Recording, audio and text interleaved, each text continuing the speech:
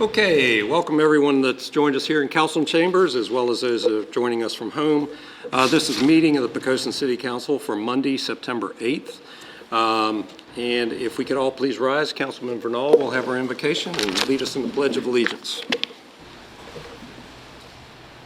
Heavenly Father, we thank you for the many blessings that you have given us, for our country, for our city, for our family and friends, and for all those who serve and protect us both at home and abroad. We ask your special care for those who may be in harm's way, and for comfort for the families that may have been separated by the service of their loved ones.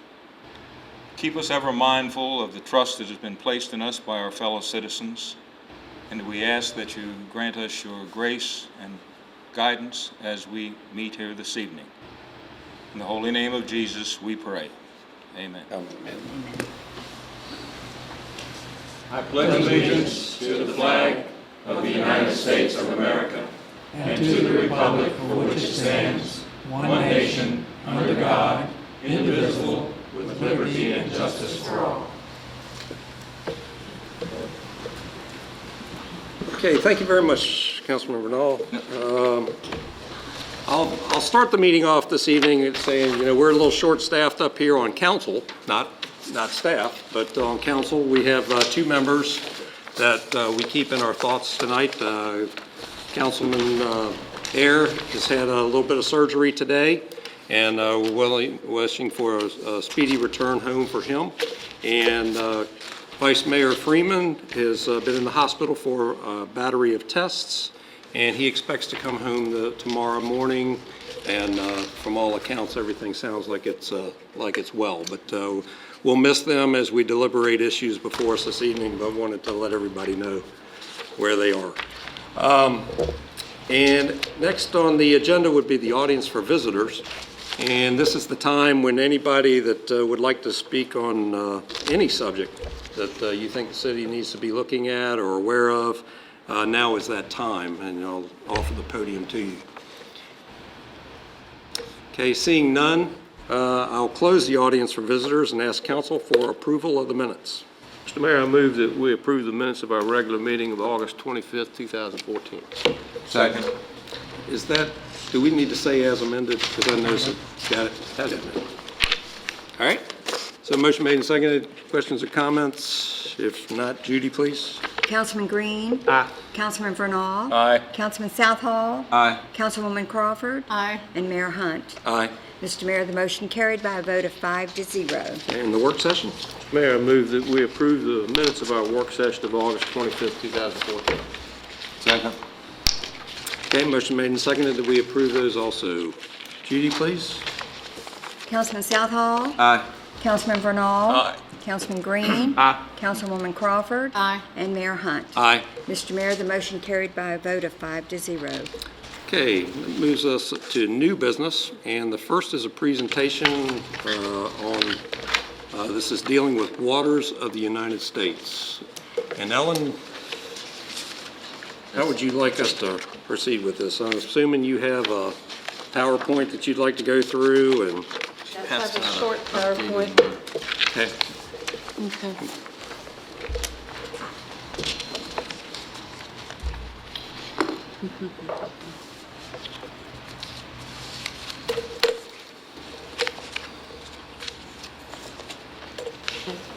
The purpose of tonight's presentation is basically to give a very quick briefing of a proposed U.S. EPA and Army Corps of Engineers rule clarifying the definition of waters of the United States found in the Clean Water Act, and ask for council direction on a comment letter if you so choose to have one.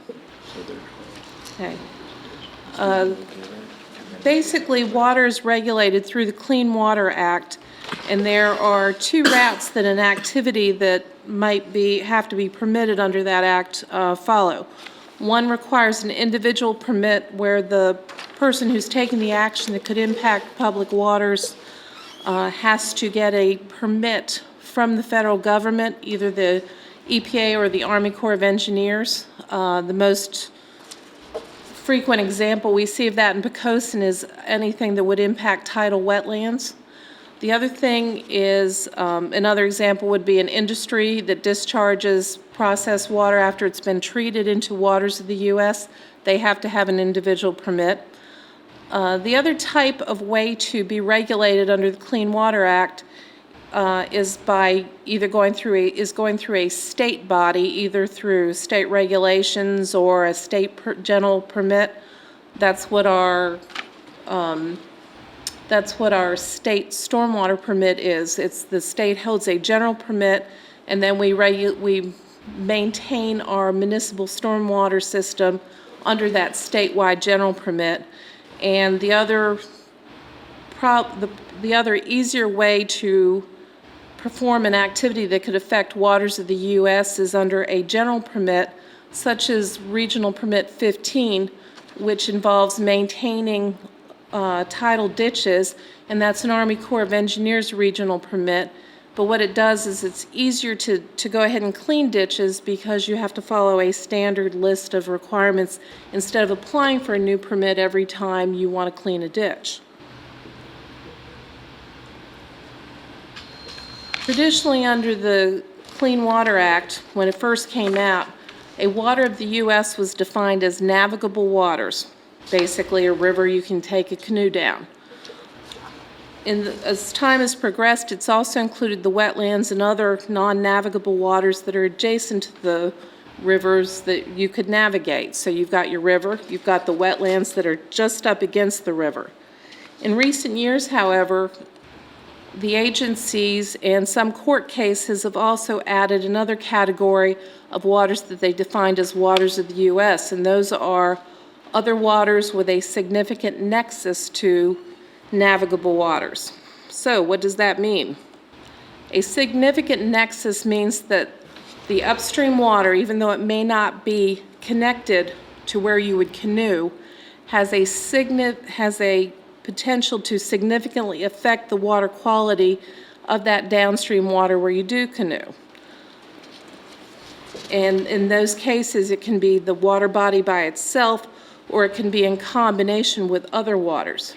So what this most likely will apply to in the future would be non-tidal wetlands. If you have a series of non-tidal wetlands, even though they're isolated, but they're in close proximity, you might have somebody from the Corps saying that those have a significant nexus to the water downstream. You can actually get that canoe down, and therefore they are considered waters of the U.S. Those upstream other waters that might be considered waters of the U.S. in special cases might include ditches that are not wholly constructed in uplands. So our example is we have a lot of ditches that start out as tidal ditches.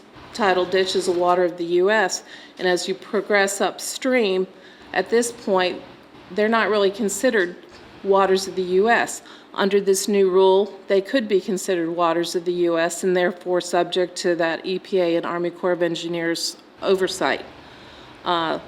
Another thing they define in this new rule is water features and floodplains.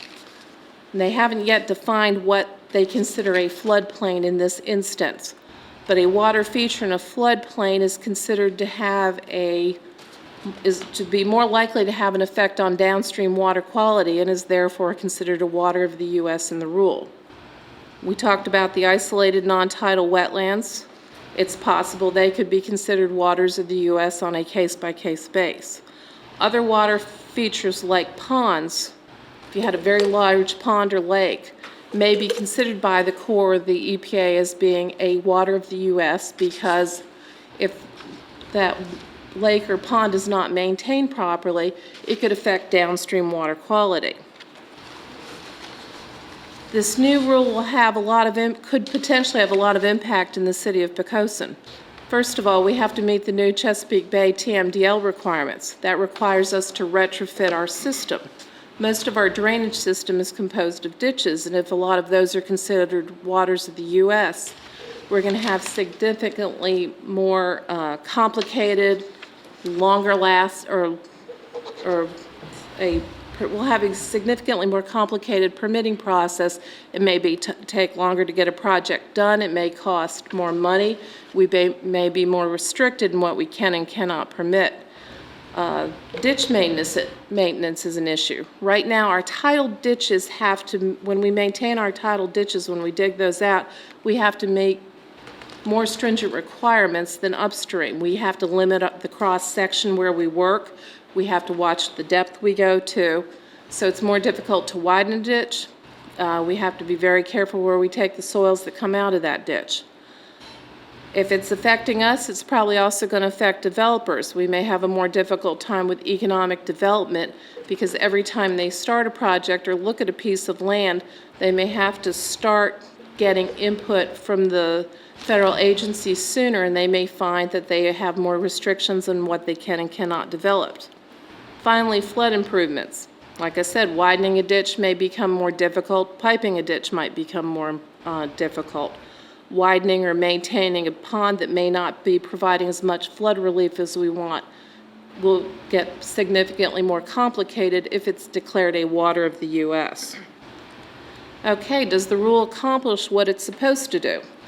The goal behind the EPA and the Army Corps of Engineers proposing this rule is it's supposed to clarify what is and is not a water of the U.S. There have been court cases that have put very narrow definitions of what a water of the U.S. is.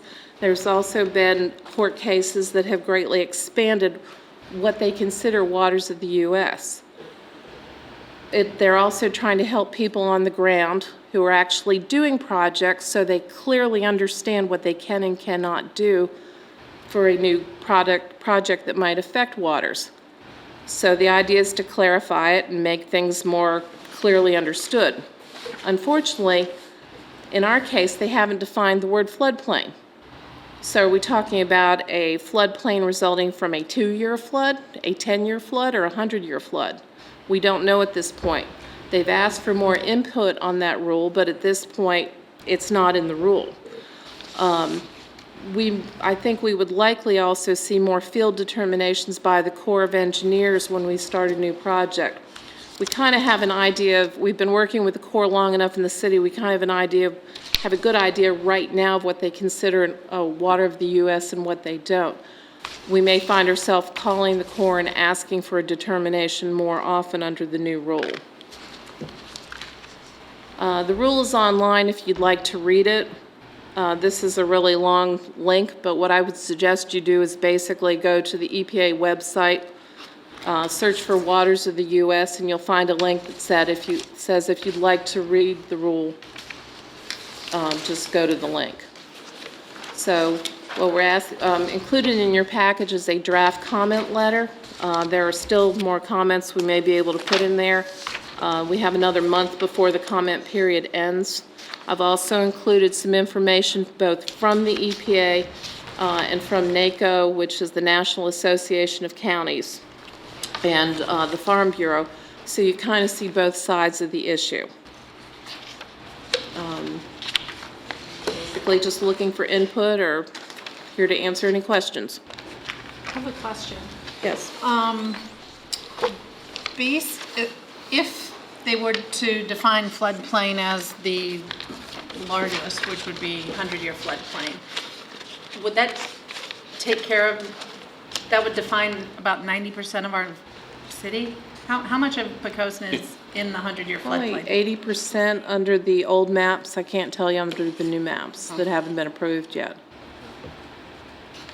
Along those same lines, if we have difficulty identifying the floodplain, FEMA has recently just identified what areas are flood zones and which ones are not. That would seem to be, another government agent that ought to be at least coordinated with whatever determination they make. That may be a comment that could be included. Right. The interesting thing is FEMA defines, we call it the 100-year floodplain a lot. What their term is a flood hazard zone. A floodplain depends on what year storm you have. You could have a 500-year floodplain or a 1,000-year floodplain, but they haven't specified the frequency of the storm or the intensity of the storm in their rule yet. So we really don't know what that's going to include. I personally would advocate for something you'd expect to see flooded once a year or so, because otherwise, where's that connection? Where's that proof that it's really creating a problem for water quality, local water quality. What is it, I guess I'm gonna go to the high level because none of this information can I find what it is that EPA wants. What is it that they want to do? Besides, right now, the Clean Water Act is restricted to navigable waters, okay? And what they're wanting to do now is expand that reach into something that would drain to their navigable waters. I mean, eventually, doesn't everything drain to the navigable waters, if I remember my Yes. but- science right? Yeah, the other thing is, what's happened over the years is both EPA and Army Corps of Engineers have looked at upstream waters and said, yes, these have impact on downstream navigable waters, and they have gone after people they feel are violating rules or causing pollution. And in some cases, the court has held up their expanded definition of waters of the U.S. In other cases, it hasn't. So what they're trying to do with this rule is establish a line in the sand, I guess would be the way to put it. And the line of the sand is what they have been doing in recent years, but it's not necessarily what you would have seen them doing in the early 1980s or the Okay. 1970s. So is this something that the EPA is doing by going around? I mean, why don't, if this is the way of the future, why wouldn't this be, why wouldn't the Clean Water Act be modified politically to include these waters? The EPA has proposed rules in recent year and pulled them back, and this is the latest attempt at doing that. This is a very highly charged issue, and some members of Congress are actually proposing their own rules, saying that it has to go through the legislative process instead of the EPA doing it administratively. Well, and that's kind of what I'm looking at. This is the Clean Water Act, which was enacted in 1972. I believe that was by law. Yes. Okay, and it basically says limits federal jurisdiction to navigable waters of the United States. Okay, so, and then they've been shot down by the courts saying you can't grow this without having a law that gives you that permission. Okay, so how can they be proposing a rule change that basically says, well, we understand we lost in court, but we're changing the rules, but not the law. They've also won in court, is part of the confusion. And the other thing is one of the most recent cases was called Rapinos. The city attorney may be able to help me if I mispronounce that. And that court was settled by that case was decided by the Supreme Court under a deeply divided decision. And some of the things the Supreme Court justice said seemed to indicate that they need to go back to the drawing board and try to wrestle out a better definition. And there have been times where agencies have gone back and brought out new definitions when the law itself didn't adequately define something. The EPA does contend that they're not expanding their authority here, they're just fine-tuning the words to get it straight. And, so if you read about, if you go to Wikipedia and read Rapinos, you'll actually get a lot of history here as to why they're proceeding with this. Okay. This is highly controversial. Like I said, they have proposed water of the U.S. definition in recent years and then pulled the rule back again. This is the latest attempt. And the reason people are commenting is in case it gets through this time, they're setting up they're showing a case history or written documentation that they objected to the rule or they had issues with the rule. Okay, so basically what I understand what you're asking council this evening is are we okay with sending out comments Yes. back to them? And I would, from my perspective, I would go, the American Farm Bureau Federation says that they just flat out oppose it. We kind of dance around that issue. Okay. So what I would make sure of is that, because everything that I've seen here on their questions and answers deals with farming.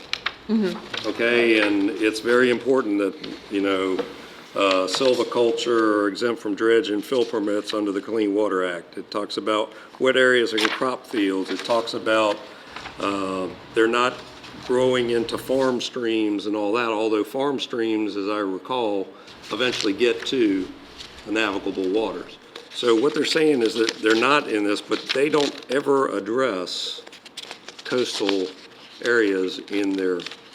Correct. So I guess we're going to take the unique approach that you missed the boat completely on coastal areas, and that, like all these other agencies, and I think we ought to just say, like this agency, this agency, this agency, we all oppose it.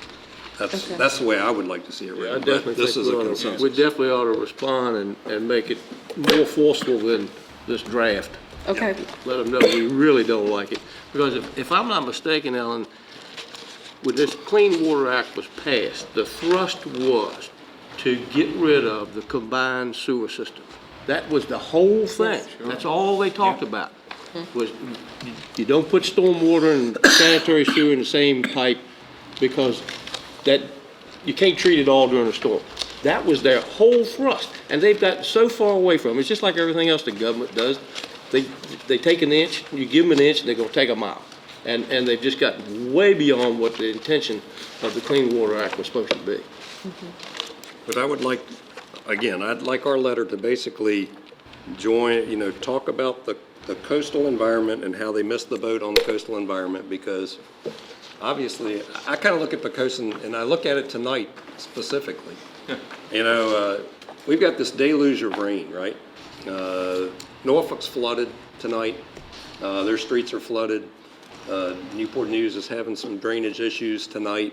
Poquoson is draining well. Our Public Works does a great job on rainfall in our ditches and maintaining those ditches. Okay? Our problem sometimes is from the reverse effect, tidal, okay? Coming back up those ditches.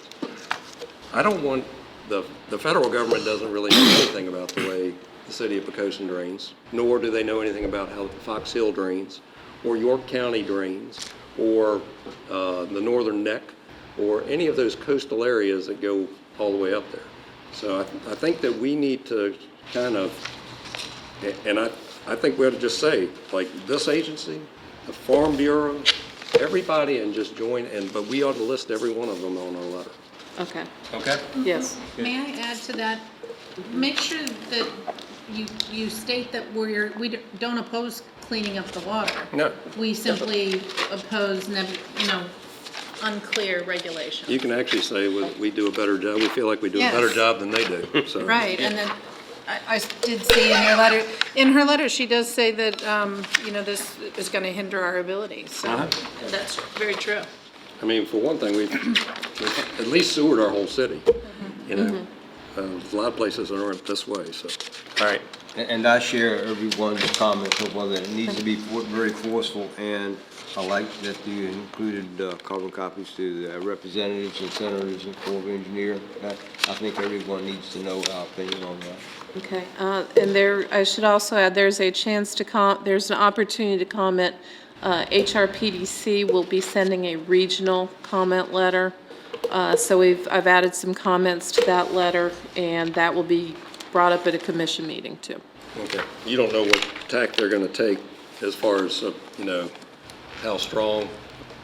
I guess we'll be there in the coming week to vote on that one too, but, we want to certainly, if they take the tack that I'm gonna at least propose to them that just basically says disagree completely, then we ought to put them on one of our agencies. But I'm saying get a good list of all the folks that are in opposition and make the list longer than the letter. And there are other letters coming from other localities too. I know Chesapeake is finalizing its letter now too, so you'll see those two. Okay? Okay. Any other comments? Okay. Thank you, Ellen. Okay. Thanks for bringing that to our attention. I look forward to coming up someday with good news about water quality. Let us know when that is. All right, the next item on the agenda then is an ordinance allowing the city's participation in BML investment pool. And Randy, how would you like to proceed with this? After 5+ years, this is the first time I can say that the balance of the agenda will be dominated, small d, by our treasurer, Stephen Clark. He's bringing forth 2 initiatives for your consideration this evening. As you know, under the Code of Virginia, the treasurer is charged with the responsibility of investing our funds, but in certain instances, in order to expand his flexibility in maintaining that stewardship of our money, he needs a ordinance from you to help if we're going to expand their parameters. He's here tonight to talk about that, and I'd also like to thank the folks from BML Virginia Investment Pool for being here as well this evening. If you have questions of them, they're here to answer them. And they came in on an arc to get here, but they found our streets draining properly. Very good. Stephen? So I guess we'll do this one at a time, or do you want me to introduce Yeah, both subjects? They're not related. Okay, so we're going to do, this is strictly the investment arm of this, okay? Good evening, Mr. Mayor, members of City Council. This item before you, as Randy said, is in relation to investments, and the nature of the VIP requires you to authorize our participation. Once you authorize our participation, it gives me the opportunity to decide if, when, and how much we can invest. For some background, VML VACO, the overseers of the VIP, was established by the Virginia Association of Counties in 2003. They're a 501c4 corporation, and their services include government financing, investment management, and accounting services. They serve all political subdivisions of Virginia, large and small, AAA rated to non-rated. They focus on enabling local governments to join together to take advantage of pooling and economies of scale. The Virginia Investment Pool, or VIP, was created using the Joint Powers Act and is a way for local governments to invest jointly. JPA allows local governments to do anything jointly that they could otherwise do lawfully on their own. But it also requires you to pass an ordinance to authorize us to participate. The VIP was launched in February of this year with $65 million from initial participants Alexandria, Arlington, Chesapeake, and Roanoke. Now, as a background, the 3 basic principles of our investment policy are, in order of importance, security, liquidity, and then return. As you know, we don't have a lot of money out there which we can invest for periods of up to a year, but we do have some. Our current market situation is pretty weak as far as rates of return are concerned, but this fund is showing early returns much better than a current investment we are utilizing, and it'll still maintain our principles of security and our opportunity for liquidity if we so need it. Joining us tonight, we got Steve Muldroy and Bob Lauterberg from VML VACO. And they came here, as Randy said, in Richmond in this lovely weather to get here. I can answer any questions you have pertaining to us, and I'll let Steve and Bob answer any questions you may have about VML or VACO. I'd like to, gentlemen, would you like to come and tell us? Because I can tell you, I'm pretty sure that we've got more questions than listening to just a presentation. But I guess it needs to start with, what type of funds are these invested in?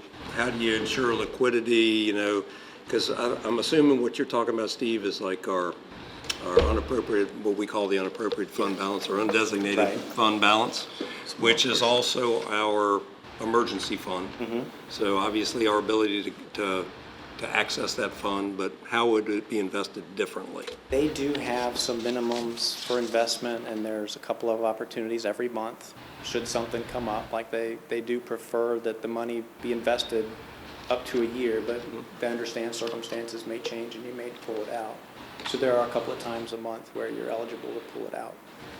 With no penalty? Something coming out, yeah, with no penalty. What type of investment does it go to? And gentlemen, feel free to come up here. As I said, you're among friends here. I guess we just need to understand, and we're probably behind the curve based on what other cities Okay. may be doing. So please help us. I'm Bob Lauterberg. I'm the Managing Director of VML Vaco Finance. And this is Steve Mulroy, our Deputy Director. The VIP is a program that we've worked with treasurers from across the Commonwealth and as well as chief investment officers. And the goal here is to give local governments an alternative to a money market fund or an overnight investment, particularly for funds that you can invest for 1 year or longer. So to do that, we're following the Code of Virginia, the Investment of Public Funds Act, and we're within our portfolio, we're basically investing in the types of investments that are allowed in the state code. To do that, we use a professional fund manager who's investing the portfolio. We've set a benchmark for the portfolio. Specifically, it's the Bank of America Merrill Lynch 1 to 3 year corporate and government index. So what that does is it kind of sets the parameters for the portfolio. We're investing largely in corporate bonds, municipal bonds, federal treasuries, agency securities, things like commercial paper and so forth. So the one thing they all have in common is they're very short term. Typically 1 to 3 years is the term of these investments. Why is that? Because at this shorter end of the yield curve, 1 to 3 years, you'll see less volatility. You'll get a better rate of return than with a money market fund, about 5 times better return today. But you'll also have less volatility than if you were trying to invest in longer term securities. So basically that's the approach that we're using. Over the long term, now we're in a very low interest rate environment. Mm-hmm. So the expected yield in this fund is about 0.5%, which indicates to you, I think, how conservative the investments are. But over the long term, when you look at the benchmark that we're using, a fund like this will earn about 1%, 100 basis points higher return than with a money market fund. So you get a little better yield without much exposure to volatility. Just very briefly, if I could add, it also, Bob mentioned the high quality of the investments in the portfolio. We also have a published rating from Standard & Poor's of AA, and part of their rating for these money type funds is they measure volatility. It's also as S1, meaning that it's the least volatile type of fund of the portfolios that S&P looks at. So, AA, it's not, AAA is the highest, federal government's AA, so it tells you, it's a very good, high quality portfolio, as S&P has opined on. Okay. Did I hear you say 501c3? Oh, okay. I don't know what that is, but it's not, I know the other one. Thanks. C4 is, I'm assuming, municipal government. Would you address the liquidity idea, because obviously that's a concern with our relatively limited financing? Yeah. Whichever. We've got a couple of accounts currently, Ray, and this one that I'm looking at in particular is an account that we haven't made any draws on in the last 4 years. Oh, okay. So we haven't had anything come up to date that's going to cause us to. So this would strictly be funds that are not general operation funds, but in the reserve funds. Yeah, that part of the reserve. And what kind of reading through the ordinance basically would assign the treasurer as kind of, you'd be our point man on this. Yes. What kind of What's council's say on, where the investments go? I'm not saying we want to control every investment. It sounds like they have an investment manager, but how much goes? Is that something you do unilaterally? Is that something that council advises on? It's all me. It's all you. And sorry, if I can ask another one. This is just giving you an extra option. This is not locking you into working with this Correct. fund. You can come and go as you decide, or as we decide, okay? Yeah. And how long has this fund been established, and how well are these cities doing that are already participating? Yeah, the fund was established in February, and to date, they, as Bob mentioned, the net return has been about 50 basis points. So it's, when you look at money market or overnight type funds, they generally are 10 basis points or less. So it's about 5 times the type of return for that type of money, that type of investment. And on the liquidity, I think this was said earlier, but just to emphasize, the funds can be withdrawn twice a month. Twice a month they can go in if the treasurer believes that this money can be set aside for 2 years, but then something happens in 6 months, you can get it and it's without penalty. No matter how many times he needs to do that? Right, twice a month. You would withdraw the money, based on the account value at that point. They do have minimums set up. So What to are the- stay in it, we do have to maintain a minimum balance. What are the minimums that we're talking about? The minimum balance is 50,000. Now, are the returns reinvested, or are they given back to the cities? They're reinvested. Reinvested. Back into the fund. So you Into But your you can account. make don't withdrawals. realize the proceeds of it until you withdraw it. Right. Right. You indicated the early participants in the fund. Has there been additional interest in other localities pursuing that? Yes. Well, as Steve said, we kicked it off in February. Yes. That was with the initial 65 million.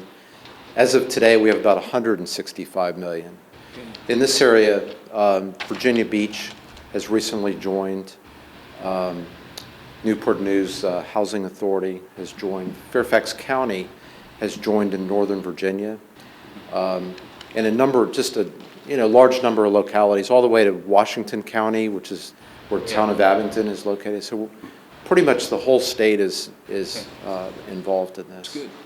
You just indicated a large increase in the number of funds, but is that large increase just due because there's an additional investment or because there's growth? And I ask those questions because I'm a very conservative person, and our city doesn't have a lot of money to play with. So, and our rainy day funds are important to the operation of the city. And I believe, Randy, our city's a AAA Yes, sir. rated city, and you're talking about us investing in AA cities. And so I'm concerned about that. Well, And I'm sorry, to add on to that, do we see any drawback to our rating by doing this, potentially? I couldn't imagine any, and as I understand, we're not investing in AA cities. You're saying that you carry a rating of AA. Well, just to keep it in perspective now, the cities in the portfolio, the municipal bonds make up about 5% of the portfolio. The larger share are corporate bonds. The biggest share is federal government itself. So, and as you know, the federal government is rated AA, which is one of the reasons that we wanted to have a AA rated portfolio, because a large part of it would be invested in the federal government. But it's considered a very high quality portfolio. As far as the growth, to go from 65 to 165, most of that are new contributions. But as Steve has said, that we've averaged about a 50 basis point, about 0.5% yield each month that the portfolio has been operating. So that contributes to it. If I could just also add on to the question about would it affect your rating of AAA? Several of the localities that we've identified have AAA, so I mean there would be no impact. And this would just be one of many investments and, opportunities that the city puts their, cash into that they have. So this would not affect the rating at all. Steve, the money you're thinking about putting in there, what are you earning on it now? I'm earning about 12 basis points. Okay, so And this sounds would, like and heck this, of a you're deal. thinking that this would be how many 1% or something. basis points? Sounds like my investment. They're guessing about 50. I think 49.5 is what the last number I saw. As compared to money market. Okay. All right, any other questions before we talk about this? Thank y'all. I appreciate it and appreciate the explanation and getting it at the right level. You really did. You got it to the right level that I think everybody at home can understand as well. So I appreciate it. All right. So, Steve, you're not done yet. Come on up. So, I guess, all right, so just kind of walk me through this because I'm gonna think out loud, which is always dangerous. Okay. Okay?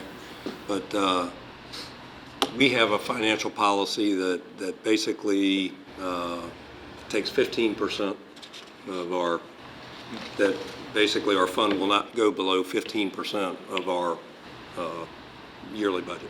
Correct. Right?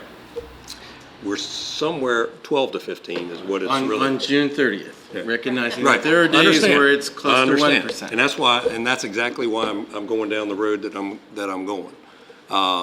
There are times that, as you know, because you're the guy that gets to see the inflows and outflows of cash, how much are you thinking about of that 15% is available to go to something like this? There's more available than what I'm looking to put there. Okay.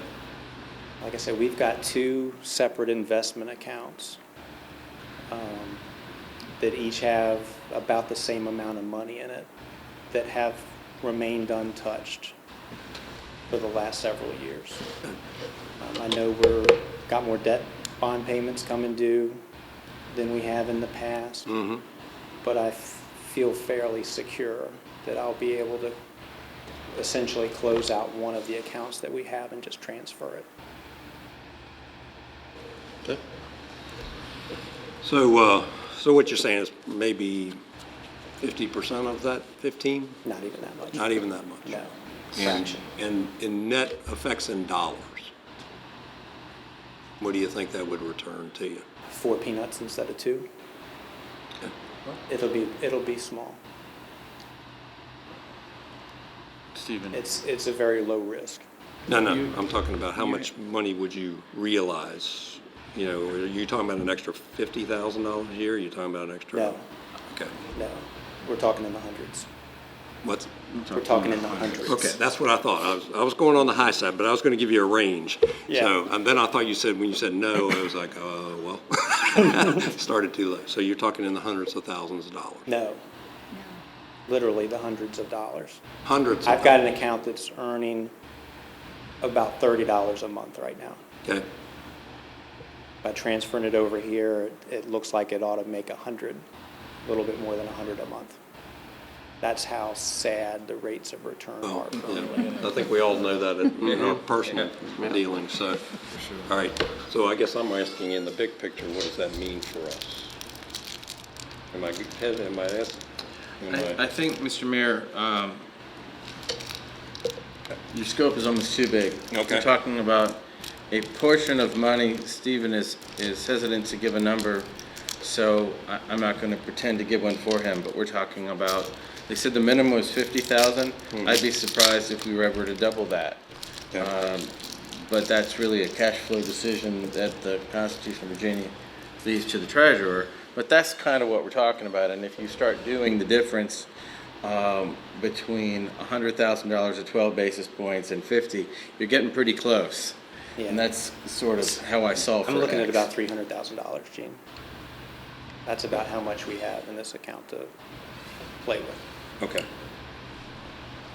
Yeah, if you can make $100 instead of 30, I'm with I you. think you're smart to do that.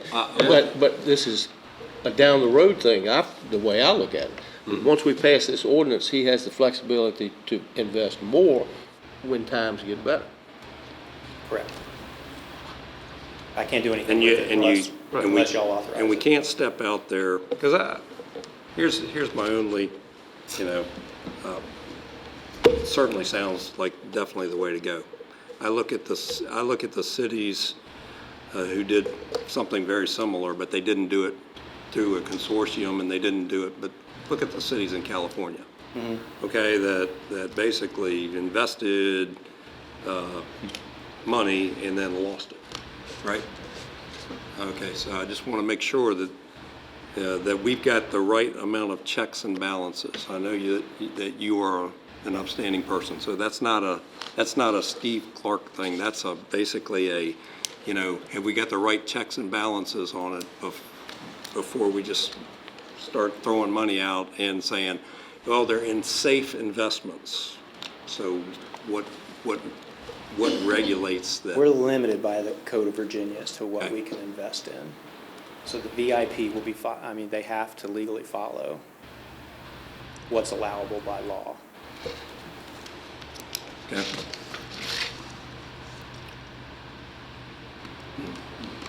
But this doesn't limit how much we can invest, right? No, I think that's an in-house decision. In how the much we end, can- you're elected to do this. Are you elected? You're elected. So this is your job by election of the people of the city of Poquoson. Do the best I can. Yes. So you're simply asking us to amend our local code to allow what is allowable within the state. Yes. Will there be, I'm all behind heading this direction. I guess what I'm asking is, like, today we get a report basically that says unappropriated fund balance. I keep calling it that. I know y'all like to call it something different. But we basically get a report on that every month, and I'm not asking for a monthly report, so please just bear with me. But will we be able to see the net effect of this strategy on a quarterly basis, on a bi-yearly basis? I think it's going to be too minimal to see that you're going to see any changes in your reserve fund. In your Why would I monthly do that? reports, even if it's invested there, it's still part of our fund balance. Yeah. So that portion, it won't come out by virtue of what you get now. And then you do get the interest earnings each month. As Stephen said, the presence of a couple of $100 here or there is unlikely to be noticed unless we were to pull it out and do a separate report, if that's what you're asking. I guess that's what I'm asking. I like the report that we get. I just want to see, okay, well, what's the net effect of it? Yeah, you'll be able to tell us how much. Yeah, I can give you that. Okay, sure. That's all I'm looking for, some kind of way to, Yeah. I don't want to be surprised down the road, so. Okay. So what is the action here? This is an ordinance. Yes, sir. And I'm sorry, we have an electrical situation in our land it's raining and there's smoke. Our department says we have to evacuate. All right. We need to evacuate the building. We've got an electrical problem, so we're going to need to We'll suspend the meeting right here meeting. and move along.